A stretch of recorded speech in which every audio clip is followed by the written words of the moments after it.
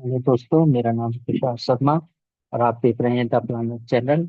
आज हम बात करेंगे इंडेक्स फंड्स के बारे में और कैसे आप 15 साल में लगभग 1 करोड़ रुपया जनरेट कर सकते हैं using the index fund without very low risk.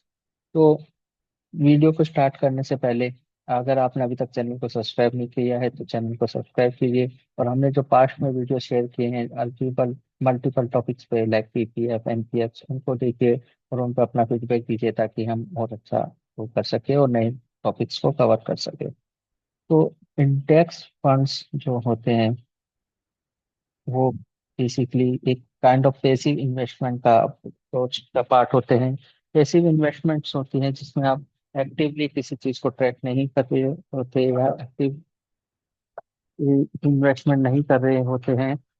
और जो इंडेक्स म्यूचुअल फंड्स होते हैं वो एक स्पेसिफिक मार्केट इंडेक्स, जैसे हमारा एक निफ्टी जो एक इंडेक्स है निफ्टी 50 या सेंसेक्स 30 कंपनीज का एक इंडेक्स है।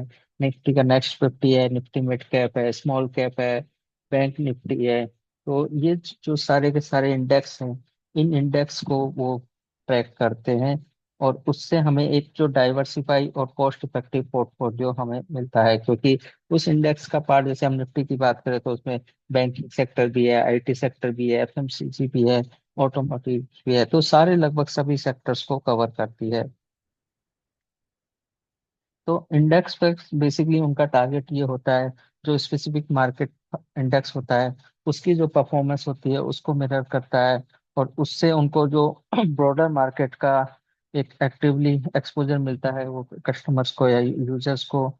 और इससे हमारा जो पोर्टफोलियो मैनेजमेंट होता है वो भी सिंप्लीफाई होता है, क्योंकि हमें किसी कंपनी के रिलेटेड रिस्क करने की जरूरत नहीं। लेट्स से अगर कोई कंपनी परफॉर्म नहीं कर रही है तो उसको इंडेक्स में से रिमूव कर दिया जाता है और उसकी जगह कोई अच्छी परफॉर्मेंस करने वाली कंपनी को ऐड कर लिया जाता है। तो सेम चीज हमारे पोर्टफोलियो में भी होगी, वो इंडेक्स फंड जो उसको ट्रैक कर रहा है वो भी सेम पाथ फॉलो करेंगे। तो अगर कोई कंपनी ऐसी होती है जो कंटिन्यू अच्छा परफॉर्म नहीं कर रही है तो वो बेसिकली उस परफॉर्म फंड से रिमूव हो जाएगी और उसकी वजह से हमारे जो फंड का एक रिटर्न होता है वो भी इम्पैक्ट नहीं होगा। अब हम बात करें टाइप ऑफ इंडेक्स फंड की, तो मार्केट में काफी सारे इंडेक्स फंड्स होते हैं, जैसे broad market index fund, sectoral index fund, thematic index fund जो पर्टिकुलर थीम को इंडेक्स को फॉलो करते हैं, जैसे डिफेंस थीम हो गई, ईवी सेक्टर की थीम हो गई या बैंकिंग सेक्टर की थीम हो गई। इंटरनेशनल इंडेक्स फंड्स भी होते हैं जो यूएस या अदर कंट्रीज के जो इंडेक्स होते हैं उनको जो फॉलो करते हैं, या डेप्थ से रिलेटेड इंडेक्स फंड भी होते हैं। और इवन कमोडिटी लाइक गोल्ड और सिल्वर के भी इंडेक्स फंड्स हमें मार्केट में मिल जाते हैं। जैसे पिछले 1 साल में गोल्ड और सिल्वर में अप्रोक्स 50% से ज्यादा का रिटर्न दिया है। तो अगर किसी ने इंडेक्स फंड्स में या ईटीएफ में इन्वेस्ट कर रखा होगा तो वहां पे उनको एक अच्छा बेनिफिट मिल जाएगा। तो अगर हम active versus passive index funds की बात करें तो एक्टिव जो फंड्स होते हैं उनका एंड टारगेट होता है कि मार्केट का जो रिटर्न है उसको बीट करना। वहीं जो पैसिव फंड्स होते हैं उनका टारगेट होता है कि जो मार्केट की परफॉर्मेंस है होती है उसको मैच करना होता है। एक्टिव फंड्स को कोई एक फंड मैनेजर होता है जो एक्टिवली मैनेज करता है। वहीं जो हमारे पैसिव फंड्स होते हैं वो बेंचमार्क को ऑटोमेटिकली फॉलो करते हैं। एक्टिव फंड्स में एक्सपेंस रेशियो होता है वो 1 से 2% होता है और in case of regular fund वो लगभग 2.5% तक भी हो सकता है। लेकिन जो इंडेक्स फंड्स होते हैं उनका जो एक्सपेंस रेशियो है वो काफी कम होता है, 0.1 से 0.5 तक जनरली। और इस वजह से आपको जो लॉन्ग टर्म पे है उसका काफी अच्छा बेनिफिट मिलता है, क्योंकि ये जो लेस एक्सपेंस रेशियो होता है वो आपके रिटर्न को ही बढ़ाता है। रिटर्न पोटेंशियल में ये जो एक्टिव फंड्स होते हैं वो मार्क इंडेक्स को आउट परफॉर्म भी कर सकते हैं तो वहीं पे अंडर परफॉर्म भी कर सकते हैं। लेकिन सेम टाइम पे जो इंडेक्स फंड होते हैं वो मिरर परफॉर्मेंस हमें देते हैं। एक्टिव फंड्स में रिस्क लेवल काफी ज्यादा होता है लेकिन इंडेक्स फंड में रिस्क लेवल जो कि हमने थोड़ी देर पहले डिस्कस किया था वो काफी कम होता है। Transparency wise index funds better होते हैं क्योंकि उनमें काफी हाई ट्रांसपेरेंसी होती है। आप इंडेक्स में देख के इजीली पता लगा सकते हैं कि किस फंड का वेटेज कितना है। और ये अगर आप लो कॉस्ट इन्वेस्टर है या लॉन्ग टर्म इन्वेस्टर हैं तो उनके लिए इंडेक्स फंड्स बेटर रिटर्न होते हैं। और इवन काफी सारी जो मार्केट रिसर्च हुई है उसमें भी ये बताया गया है कि जो लॉन्ग टर्म होती है उसमें काफी कम फंड्स ऐसे होते हैं जो कंटिन्यू इंडेक्स फंड्स को बीट कर सकते हैं। लेट्स से आज अगर कोई फंड परफॉर्म कर रहा है, अच्छा परफॉर्म कर रहा है, तो 10 साल बाद या 15 साल बाद पता नहीं होगा कि वो इंडेक्स के तभी भी उतना ही अच्छा परफॉर्म कर पाएगा, क्योंकि उसमें कई सारे फैक्टर होते हैं। लेट्स उनका फंड मैनेजर चेंज हो गया है, उन्होंने थीम में कोई चेंज कर दिया, या कोई गवर्नमेंट पॉलिसी हो गई। लेकिन सेम टाइम पे अगर हम इंडेक्स फंड्स को फॉलो करते हैं तो हमें ये इशू नहीं आते, क्योंकि इंडेक्स में अगर जैसे ही कोई कंपनी अच्छा परफॉर्म नहीं कर रही होती उसको हटा दिया जाता है, और उसकी जगह जो बेटर परफॉर्म करने वाली कंपनी होती है उसको ऐड कर लिया जाता है। तो एक कॉन्स्टेंट मैनेजमेंट वहाँ चलता है। और क्योंकि दोनों इक्विटी बेस्ड म्यूचुअल फंड होते हैं, जो तो टैक्सेशन होता है वो दोनों में सेम रहता है, वहाँ पे हमें चिंता करने की बात नहीं होती। लेकिन उसके बाद कुछ इंडेक्स फंड्स के ड्रॉबैक्स भी होते हैं।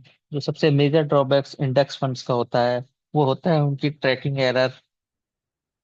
क्योंकि कई बार क्या होता है, जो म्यूचुअल फंड होते हैं वो प्रॉपरली इंडेक्स को कॉपी नहीं करते हैं। तो इससे क्या होता है कि उनका जो एवरेज रिटर्न होता है वर्सेस जो पर्टिकुलर दैट इंडेक्स का जो एवरेज रिटर्न होता है उसमें काफी डिफरेंस आ जाता है, जो कि आपके लिए एक नेगेटिव न्यूज होती है। इसके अलावा इसमें जो डाउन साइड प्रोटेक्शन होती है वो भी काफी कम होती है, कि अगर कोई पूरा का पूरा इंडेक्स ही अगर डाउन जा रहा है, लेट्स से अभी अगर मिड कैप परफॉर्म नहीं कर पा रही है या पिछले एक साल में स्मॉल कैप्स में परफॉर्म नहीं किया, तो जो small cap based index fund है वो भी, उन पे इसका असर दिखेगा, वो भी इस केस में नहीं कर पाएंगे। और ये जो वोलेटाइल पीरियड होते हैं उसमें हम मार्केट को आउट परफॉर्म नहीं कर सकते, क्योंकि अगर किसी इंडेक्स ने रिटर्न नहीं दिया तो आपका म्यूचुअल फंड भी उसमें रिटर्न नहीं देगा। और इससे के अलावा एक ईटीएफ्स भी होते हैं जिनको बेसिकली हम एक्सचेंज ट्रेडेड फंड कहते हैं। तो इंडेक्स फंड और ईटीएफ्स में भी ये डिफरेंस होते हैं। जैसे ईटीएफ को ट्रेड करने के लिए आपको एक स्टॉक ब्रोकर अकाउंट की जरूरत पड़ती है, जैसे आप जरोधा प्रो या किसी भी ऐसी ऐप का बना सकते हैं। लेकिन इंडेक्स फंड्स के लिए आपको म्यूचुअल फंड स्टॉक की नीड नहीं पड़ती। ईटीएफ का जो एक्सपेंस रेट होता है वो इंडेक्स फंड से भी थोड़ा कम, कंपेरिजन में कम होता है, लेकिन इंडेक्स फंड्स का उनके मुकाबले ज्यादा होता है। इंड ईटीएफ क्योंकि डे टाइम में स्टॉक्स होते हैं, तो वो स्टॉक बिजनेस आवर्स में आप उनको ट्रेड कर सकते हैं और आप रियल टाइम पे उनको बाय और सेल कर सकते हैं। वहीं अगर आप म्यूचुअल फंड्स की बात करें तो ये डे एंड पे जो ने होती है, नेट एसेट वैल्यू, उसके बेसिस पे आपके पास परचेज किए जा सकते हैं। इसमें ईटीएफ में आपको मिनिमम 1 यूनिट परचेज करनी पड़ेगी, उसकी कॉस्ट कुछ भी हो सकती है, 50 रुपये, 100 रुपये, 200 रुपये, 500 रुपये। वहीं पे म्यूचुअल फंड में जो हम एसआईपी वगैरह शुरू करते हैं तो मिनिमम 100 रुपये से भी हम चालू कर सकते हैं। तो अगर आप एक सिंपल इन्वेस्टर हैं जो स्टॉक में ट्रेडिंग नहीं करते हैं तो आपको ईटीएफ की जरूरत नहीं है, आप इंडेक्स फंड्स को कोई फॉलो करके ऑलमोस्ट सिमिलर रिटर्न्स आप गेट कर सकते हैं।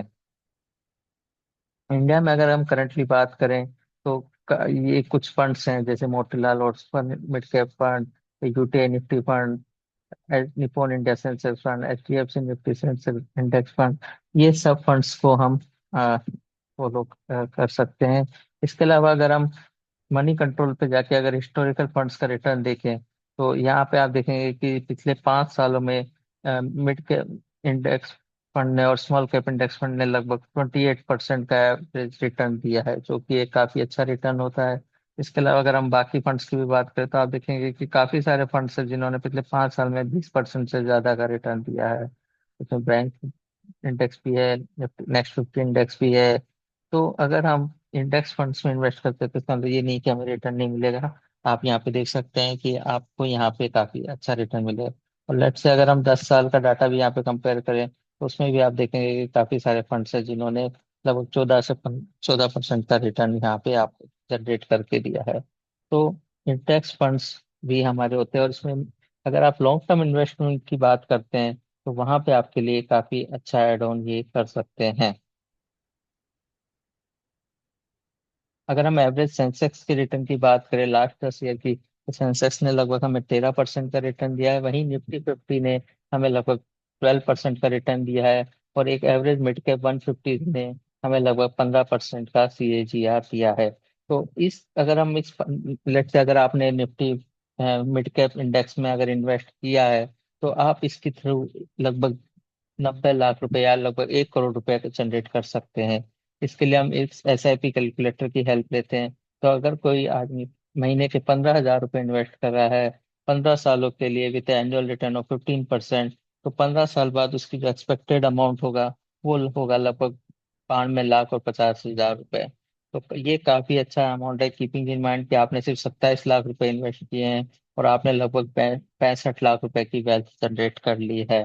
तो लगभग हाँ, और ऑलमोस्ट 3 टाइम्स ये आपके जो इन्वेस्टमेंट है उसके आप पास हो गए, या 2.5 टाइम्स आप कह सकते हैं, वहां पे आपने जनरेट किया। और अगर आप इसको 15 की जगह अगर यहीं पे आप 30 साल के लिए कंटिन्यू करते हैं, तो लगभग आप 8.5 करोड़ रुपए का मैसिव अमाउंट या वेल्थ जनरेट कर सकते हैं आपके लिए। और ये आपके फ्यूचर को काफी अच्छा सपोर्ट कर सकती है। और इसमें मेजर बात यह है कि आपको इस पूरी 30 इयर्स की ड्यूरेशन में फंड मैनेजर चेंज हो गया या कैसे मार्केट रहेगा, उन सब चीजों को लेके इतना इम्पैक्ट नहीं आएगा, क्योंकि इंडेक्स हमेशा रहेगा। अगर लेट से अगर कुछ कंपनियां हैं जो रिटर्न नहीं दे रही है या परफॉर्म नहीं कर रही है, तो वो हटती जाएंगी, उनकी जगह दूसरी कंपनी आती जाएंगी। लेकिन ओवरऑल आपको एक जो टेंशन फ्री लाइफ जिसे कहते हैं, वो यहाँ पे आपको मिलती है। अब हिस्टोरिकली अगर हम बात करें, तो ये काफी सारी कंपनी है, जैसे एसीसी, बॉम्बे डाइंग, सीड, सेंचुरी टेक्सटाइल। ये सब कंपनी हैं जो जब ओरिजिनल सेंसेक्स 1986 में लॉन्च हुआ था तब उसका पार्ट थी। अगर आज हम देखें तो इनमें से काफी सारी कंपनी है जो उस करंट सेंसेक्स का पार्ट नहीं है। लेकिन फिर भी सेंसेक्स ने इस ड्यूरेशन में हमें लगभग 13 से 14% का एक एवरेज CAGR दिया है। तो ये काफी अच्छा रिटर्न है। कीपिंग इन माइंड कि कुछ कंपनियां ऐसी भी है। अगर आप मान लीजिए किसी पैसे एक्टिव फंड में इन्वेस्ट कर रहे हैं या डायरेक्ट स्टॉक में ट्रेडिंग कर रहे हैं, लेट्स से आपने कोई ऐसी कंपनी का शेयर परचेज कर लिया जो आज के 5 साल बाद परफॉर्म नहीं कर रही है, तो उस केस में आपके लिए मनी लॉस का रीजन बन सकता है। लेकिन इंडेक्स फंड के साथ वो जो प्रोबेबिलिटी है वो काफी कम हो जाती है, या आप कह सकते हैं कि ऑलमोस्ट नील भी होती है। तो आपको कब इन्वेस्ट करना चाहिए? आपको भले इंडेक्स फंड में इन्वेस्ट करने के लिए हमेशा लॉन्ग टर्म को फॉलो करना चाहिए, क्योंकि भले ही ये इंडेक्स को कॉपी करते हो, लेकिन at the end of the day ये भी एक इक्विटी बेस्ड फंड है। तो हमें हमेशा लॉन्ग टर्म मिनिमम 5 इयर्स का एक ड्यूरेशन माइंड में रख के इन्वेस्ट करना चाहिए, ताकि अगर मार्केट में कोई फ्लक्चुएशन आते हैं तो वो हमारे रिटर्न्स को इम्पेक्ट ना करे। और इसके अलावा अगर मार्केट में अनसर्टेनिटी रहती है, तो उस केस में भी हमें इंडेक्स फंड काफी अच्छा अप्रोच देते हैं, काफी अच्छा सपोर्ट देते हैं हमारे पोर्टफोलियो को, क्योंकि उनमें जो डाइवर्सिफाइड होता है। लेट्स से अगर कोई एक पर्टिकुलर इंडेक्स है या पर्टिकुलर सेक्टर है जो अच्छा परफॉर्म कर रहा है, तो वो ओवरऑल इंडेक्स को सपोर्ट कर देता है। जैसे कई बार हम देखते हैं कि कोई एक सेक्टर मार्केट में गिर जाता है, लेकिन लेट्स से आईटी ने बूम अच्छा दिया, तो इंडेक्स ओवरऑल आपको आधा से 1% का रिटर्न दे देता है। तो अलग अलग सेक्टर में अप एंड डाउन होने की वजह से आपको एक एवरेज रिटर्न मिल जाता है जो काफी अच्छा होता है। इसके अलावा आप गोल बेस्ड इन्वेस्टिंग कर सकते हैं। ज- जैसे अगर आप रिटायरमेंट प्लानिंग कर रहे हैं, या बच्चों की वेल्थ मैरिज के रिलेटेड प्लानिंग कर रहे हैं, या उनके चिल्ड्रंस के फ्यूचर के लिए प्लानिंग कर रहे हैं, तो वहां पे आप इंडेक्स फंड्स के थ्रू जा सकते हैं, क्योंकि वो काफी अच्छा सपोर्ट आपको देते हैं। तो इसी के साथ इस वीडियो को यहीं पे कंक्लूड करते हैं। आप मुझे बताइए कि इस वीडियो आपको कैसा लगा। अगर आपके कोई क्वेश्चन है तो उनको कमेंट बॉक्स में डालिए, हम उनको जरूर आंसर करेंगे। अगर आप चाहते हैं हम किसी और टॉपिक को डिस्कस करें, तो उसको भी कमेंट्स बॉक्स में हमें बताइए, हम जरूर उन टॉपिक्स को कवर करेंगे। इसी के साथ अगले वीडियो में मिलेंगे। वीडियो को तब तक शेयर कीजिए अपने दोस्तों के साथ और अपना फीडबैक दीजिए। Thank you everyone. बाय।